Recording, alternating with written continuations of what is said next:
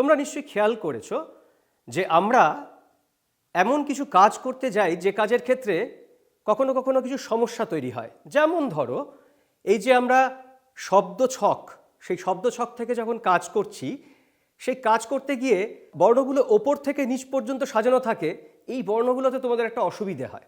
আজকে আমরা ঠিক এই কাজটাই করব যে কত সহজভাবে আমরা এই শব্দছকের অসুবিধাটা দূর করতে পারি। এই শব্দছকটির ওপর থেকে নিচ পর্যন্ত কতগুলো বর্ণ সাজানো আছে। এখন আমরা কি করব জানো তো? আমরা এই বর্ণগুলো পেলে না পরপর পাশাপাশি আগে ওদেরকে লিখে নেব। এই লিখে নেওয়ার পরে দেখবে তোমাদের এবার বর্ণ থেকে শব্দ বানাতে খুব সহজ হয়ে যাবে। আমি তোমাদের জন্য একটা ওয়ার্কশিট তৈরি করেছি, কাজের পাতা। সেই কাজের পাতাটা দেখো, দেখো সেখানে কতগুলো বর্ণ পাচ্ছ। একটা বর্ণ ব, একটা বর্ণ হ্রস্ব ই, একটা বর্ণ ম এ, তাহলে উচ্চারণ করব মে, ল আ লা। এবার এই বর্ণগুলোকে যদি তুমি পরপর সাজাও, দেখো তুমি শব্দ পেয়ে যাবে। আচ্ছা, তোমরা তো কাজ শুরু করেছো নিশ্চয়ই, তাই না?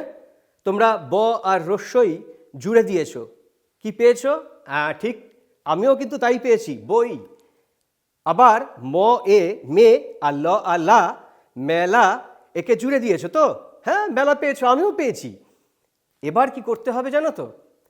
এই যে বর্ণগুলো, এই যে কাজের পাতা তোমরা দেখতে পাচ্ছ, সেখানে দেখো 1 2 3 4 করে নম্বর দেওয়া আছে। তোমরা এই নম্বরে যে যে বর্ণ পাচ্ছ সেগুলো বসিয়ে ফেলো। দেখো তো তোমাদের যে শব্দগুলো তোমরা পেলে আর আমি যে শব্দগুলো পেলাম মিলছে কি না?